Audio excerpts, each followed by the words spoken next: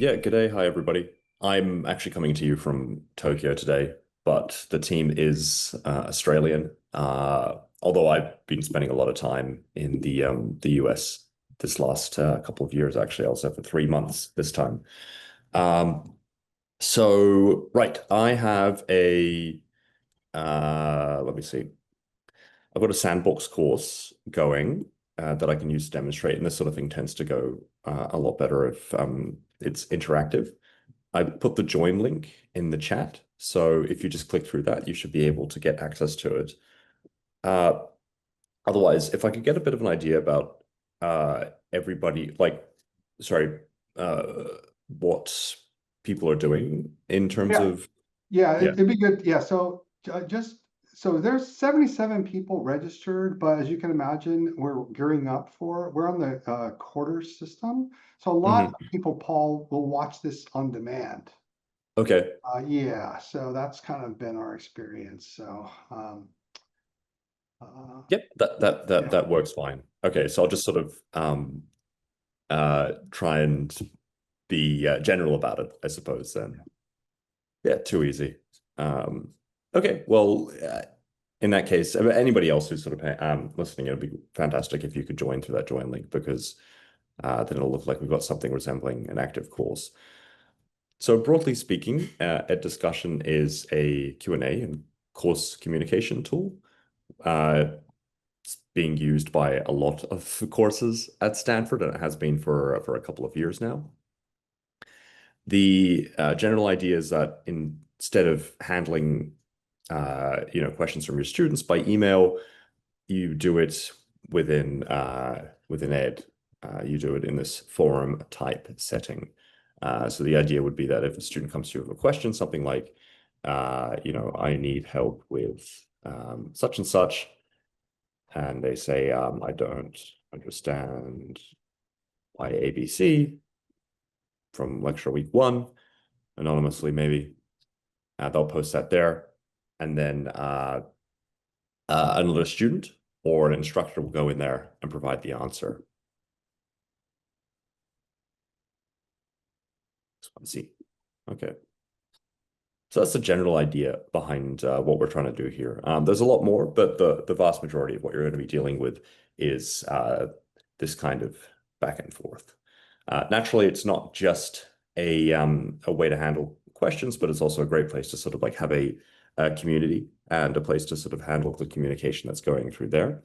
So um, you're not just having questions, but you're also doing posts, which, so while the questions will resemble something a little bit closer to, say, what you've seen in Stack Overflow, a post will be a little bit closer to something that is from Reddit, where you've got these open-ended conversations about things. So something along the lines of, tea or coffee? Are you a tea or coffee person? And maybe I'll just drop a poll in there as well.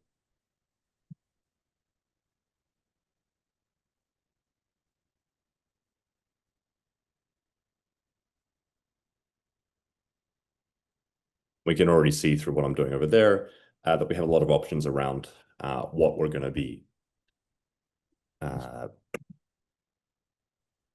how we sort of represent our ideas. So we're not just limited to text to sort of bolding or bullet pointing or anything like that. There's a whole lot of other things that we can be doing as well, like coffee and tea. And so somebody can come in here and provide a more qualitative answer as well.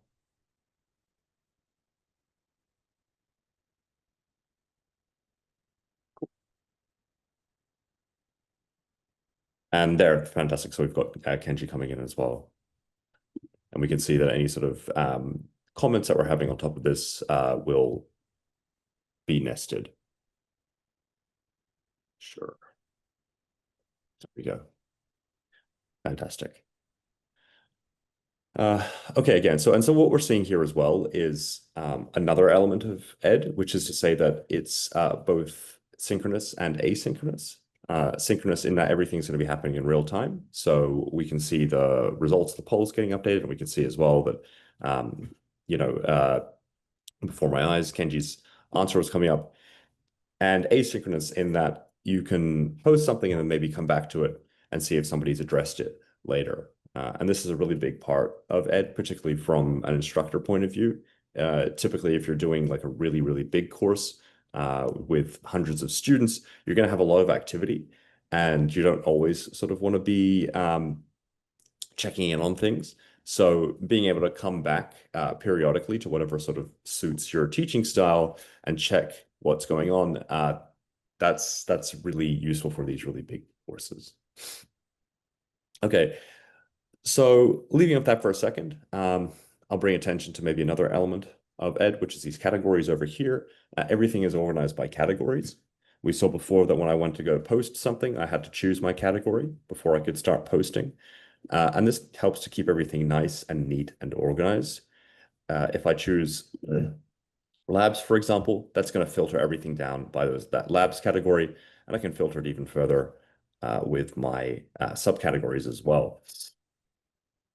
What we often do as well with these categories is pair them with a nice little tool that we call thread templates.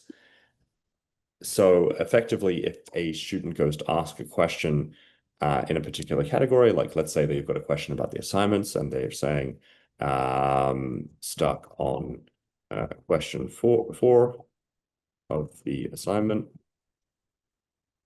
and they choose the assignments category, we'll automatically see this template popping up, which has got a framework for the student to ask a question.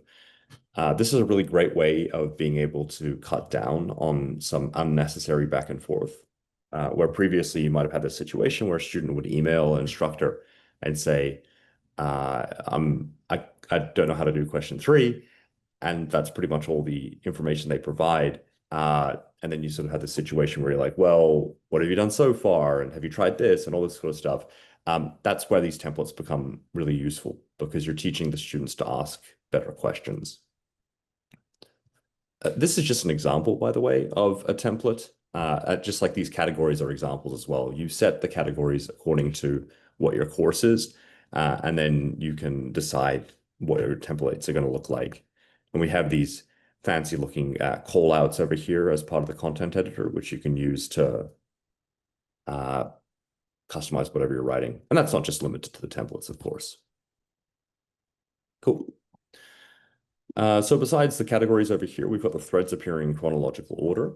Over here are the main part of the thread, and these are all just sort of made up threads that we use for demonstration purposes. And we can filter by not just those categories, but a range of other things as well. For example, questions that haven't been answered or resolved yet. So it looks like we've answered all of our questions. Let's check out resolved. Okay, that's all been handled. But I might give you a quick look at what it means to have a unanswered or unresolved, because this is kind of crucial to the whole thing. Okay. So we've got this question over here that's waiting for an answer. And what we have to do is, sorry, we've got this question that's waiting here for an answer. And so we have to go in here and be able to provide the answer before it gets treated as having one.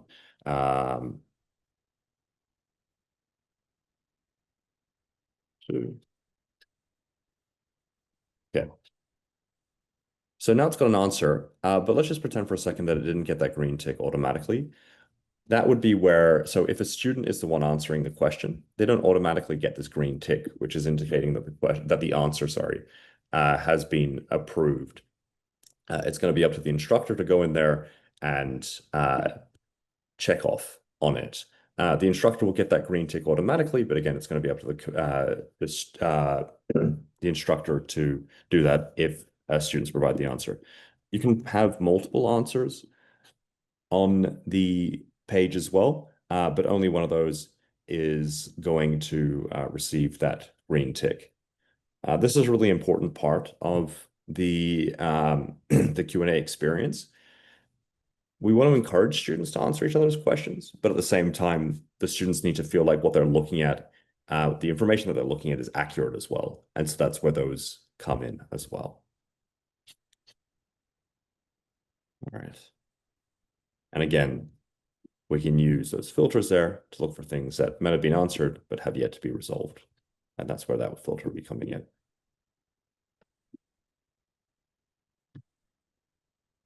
Okay.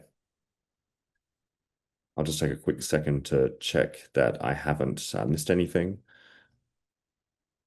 Okay, so question from Kenji about do you have to create all the templates yourself, or does it come with some basic templates? So these are going to be ones that you create yourself. Obviously, they're all going to be very different depending on what you're teaching. You create them by going over here to admin and then discussion. We've got our categories over here, and these are really straightforward. You just use tabs and subtabs. Sorry, use tabs to indent and set up subcategories if you want. And then the thread templates themselves are done over here. So you just choose whatever category you want to be able to set those up in. And we can see over here, that's where our assignments category is being set up.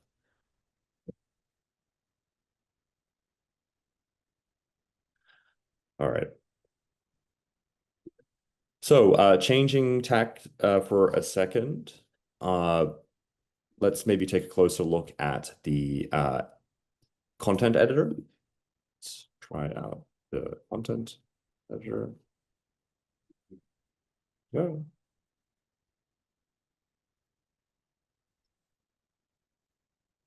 The content editor is this WYSIWYG tool over here, which can do a range of things, including, as we saw before, the ability to set up polls. We can do spoilers, all sorts of neat visual stuff as well, particularly as an instructor, if you want to make things stand out.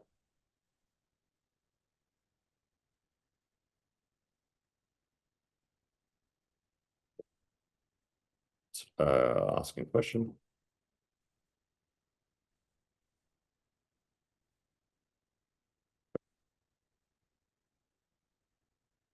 As I said before, we've got the bulleting and underlining and all that sort of good stuff.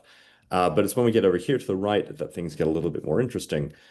We have the ability to insert and annotate images. So I can really quickly grab an image, and I'll see if I can find something that isn't a receipt on my desktop. Let's see.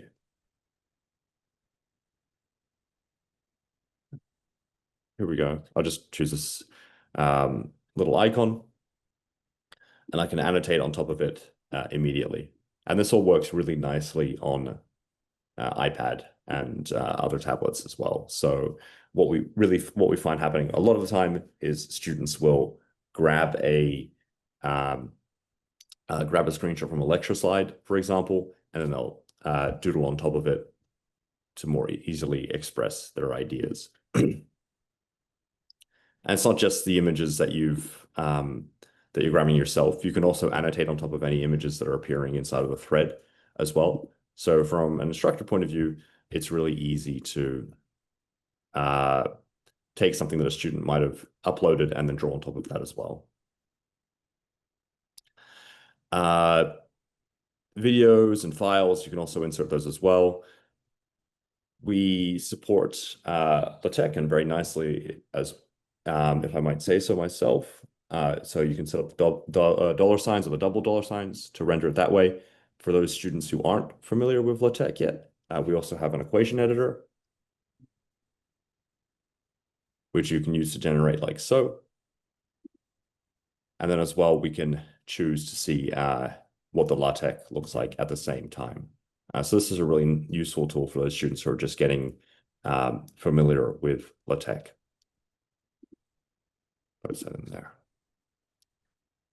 And then for those courses that are doing something with programming as well, you have the ability to insert code snippets. So we've got something over 30 programming languages by now, maybe a bit more than that. Some really low-level stuff up there, some rather esoteric languages that I really haven't even heard of before. But more often than not, you'll probably be doing something with R or Python. And so I can just put a little bit of code over here, post that, and it's going to run inside of Ed. We can also experiment with whatever's in there as well, which is neat. If I refresh the page, it'll send it back to what it was before. And we can also include these web snippets as well. Let me just really quickly grab a iframe from somewhere.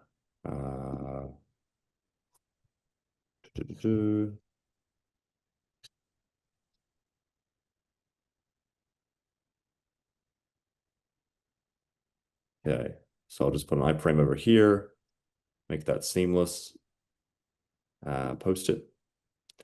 And now we've got look a little bit of interactive map over there. Just in case you were curious before, this is even more specifically where I am in Tokyo. Right, yeah. So I kind of skimmed through a lot of this side of the content editor, but there's hopefully it's clear that there's quite a lot that you can do here, particularly from an instructor point of view. It's great to investigate these kind of iframes or code snippets because they're a great way to add a little bit of interactivity to the course as well, give the students something to do, so that you can get the ball rolling in terms of engagement. Okay. As mentioned before, there's not a whole lot that you have to do to set up your course. It's mostly down to the categories and to the thread templates. Aside from that, you've got a range of other things that you can get to looking at if you're a power user, but the defaults tend to be pretty good. On top of that as well, we have a lot going on in terms of analytics. So if you want to see what your course is like in that way, again, this course is only about 10 minutes old, so there's not a lot to see here, but you'll be able to observe, trends in terms of engagement in your course, and you'll be able to drill down on particular users and see what sort of contributions they're making this way. And you can also get a general idea about everybody else in your course as well. So again, quite useful for those courses where you might be managing a small army of TAs in some cases, and you want to be able to see if they're all doing their job, as it were. Or, of course, checking if the students themselves are actually making contributions. Okay, so that was the general functionality. I can leave that for a bit and maybe show some new stuff. If does anybody have any questions or comments before I get into it?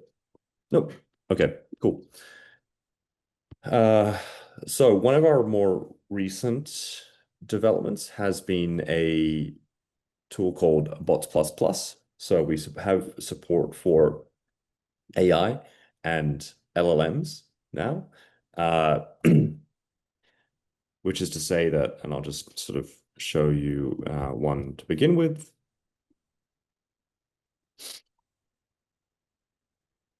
Maybe I'll just call them Ballsplot. Okay. So students got a question saying along the lines of, hello world, why do programmers always start with hello world? And if we give that a second, our bot should come in here and provide the answer.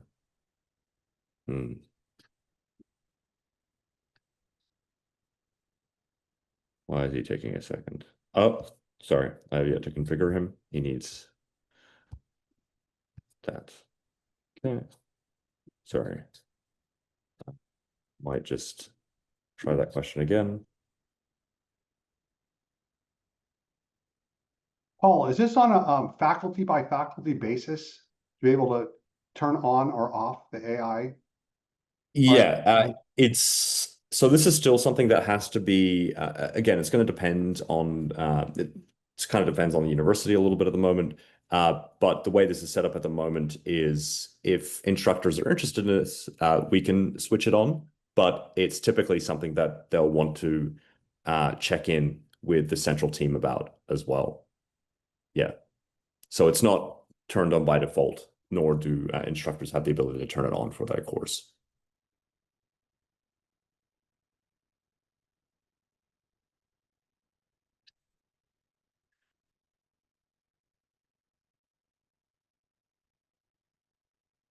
Okay, there we go. So we've got the bot coming in here now, provided the answer.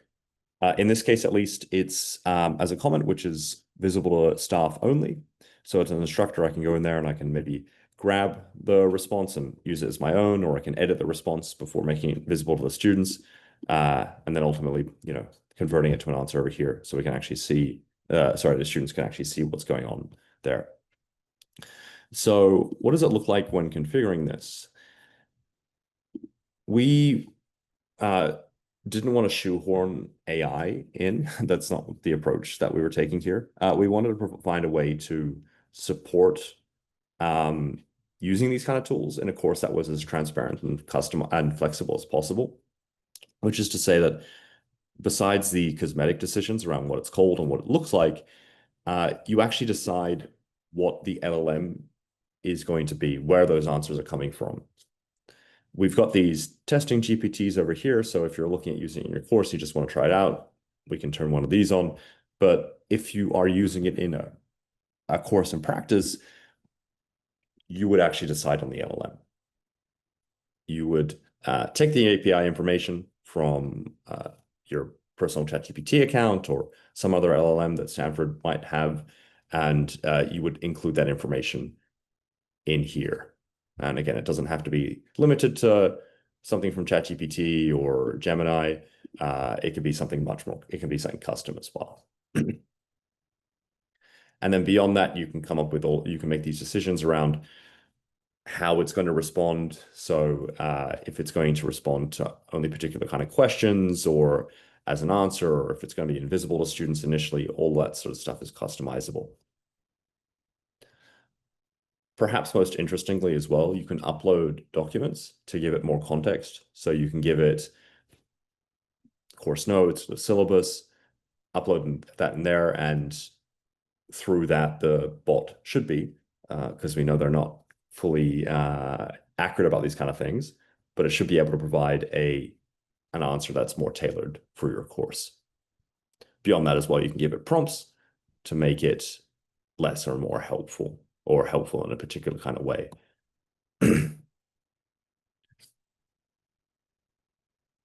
We're seeing courses use the bot in all sorts of ways. Obviously, it is a huge source of efficiency.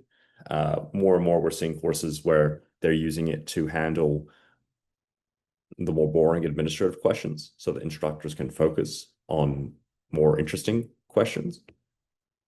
Then on the other hand, we're seeing some really interesting examples where maybe an instructor will use it to, they'll set up a thread where the students have to effectively break the bot, where they have to ask questions of the bot that will get it to hallucinate. And so this is a great way of bringing that kind of technology into a place that the students are already communicating, that they're already talking to each other, so that they can have this open dialogue around this kind of technology.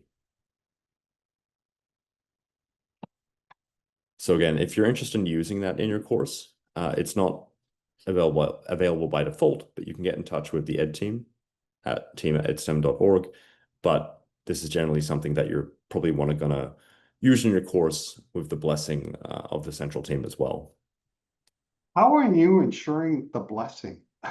Like, Yeah, well, we're asking about it as well, and yeah, we've that's sort of been the approach for the last couple of years. It's been this interesting kind of situation with this with this bot stuff. So even more than now, about a year ago or so, there was this real chicken and egg problem where the university wasn't able to um, instructors weren't able to use AI tools because there was no policy around them, and there was no policy because nothing was because there weren't actually anything, like there wasn't anything being done to be able to base some sort of decision making on. So that's sort of what prompted us to set things up in this way, that you could sort of try things out, but in a way that was totally transparent. So you could, again, choose what the LLM is going to be there. You can see, you can sort of log all of the information that's happening. You can look at the LLM context for whatever is getting sent as well. And in this case, I think like it's being like this is again customizable, but you can see that it's been sanitized so that the username isn't being sent. And you have like full transparency over it as well. You see exactly what's getting sent over to the LLM. So that's sort of what prompted us to set it up in this way. But this is definitely a function in progress, and we're sort of constantly still getting feedback about it and looking at ways to change its integration into the tool. But more than anything right now, it's a way to experiment with this kind of technology, and certainly shouldn't be taken as a default part of the experience. And more than anything, I would say, actually, at the end of the day, what we're trying to do here is actually set up a communication tool that is mostly focused on that sort of human community in your course. And as a result, instructors have to be careful about the way that they use the bots, because that could sort of eat into things. Although the response in general has been positive. Students know that this kind of technology is out there, and they're really happy to see it, in most cases, getting used in their course. Sorry, I'll just check that I've got a question in the chat. Thanks, Kenji. Yeah, it is really interesting to see what the instructors are doing there. The example that I mentioned before, the one with the trying to get the bot to hallucinate, that's what they're doing in the CS1 course over at Caltech. So that was a really cute example, and some students came up with, and it was interesting to see the way that the students were trying to, the questions that students were asking to break the bot over there. So it's quite, yeah, it's nice to keep your sort of finger on the pulse that way. I think instructors really value the opportunity to have it in a way that's actually getting used as well. I think a lot of people are using LLMs, or sorry, developing LLMs and developing that sort of stuff from an academic point of view, but they don't really get so many opportunities to actually see what it looks like, how it's sort of like working in the wild. Okay, so that's sort of been our most recent development. I don't want to sort of go too far into the weeds here. I feel like this is a fairly general sort of presentation in the first place. Yeah. So I'm happy to sort of just like leave it there for the time being. If there's anything else that you want me to show, I'm happy to do so. Otherwise, yeah, I'll just open it for 30 seconds if anyone has any questions. Oh, I have a question for you, Mike, probably. So if an instructor wanted to use this AI feature within Ed, would they go through LTS? So right now, that's why I had asked. So like if it's only enabled by Ed, what is that sequence, right? okay, yeah. So that's mostly up to you, Mike, to be honest. In fact, I would say that the most common situation is that we show it to the learning and teaching team or the central team at a university. They'll get interested in that, and then if it's something that you are interested in as a university, then you'll probably have an instructor or two in mind who would be interested in this kind of thing. You would be the ones going to them and saying, hey, would you like to use this in your course? Right.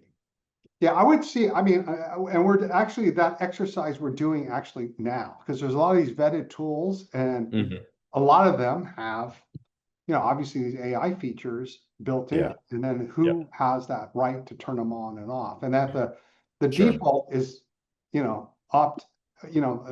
opt out, and then some of them, like for instance, Poll Everywhere, it's institutional. It's either on for everyone or off for everyone, kind of a thing. And you can see that being, something kind of, up the food chain to say like, hey, we have a master key, and we're going to enable, certain level faculty or whatever to be able to do that or whatever. So yeah, it will be interesting, but we are actually gathering that information, because a lot of these tools now, as you could imagine with Office 365 and the Google, the Chrome homework helper thing. It's just like, it's just kind of an incremental update to your Yeah. existing license, but all of a sudden this thing pops up and from left field, and there's all this, concern, and then you have, like you were mentioning before, like you have these advocates and champions, or maybe it was Jessica who said, like, we have these tinkerers, we have these explorers, and then then there's like the resistance, right? Like Yeah. that want it off. Absolutely not. We're going to blue books and Mhm. that type of thing. So yeah, so Well, that's a great question, Kenji. That's a discussion that we'll have at the yeah, no, I mean that's absolutely the sort of the situation that we're seeing as well. But if it wasn't clear before, is this is very much just it's a way to experiment with this kind of technology, yeah. and it's something that's being done at a course level. I mean, some places are making it more broadly available, but by and large, this is something which is just being done at a course level, and something that's being done, everybody's kind of like across the way that it's being done as well.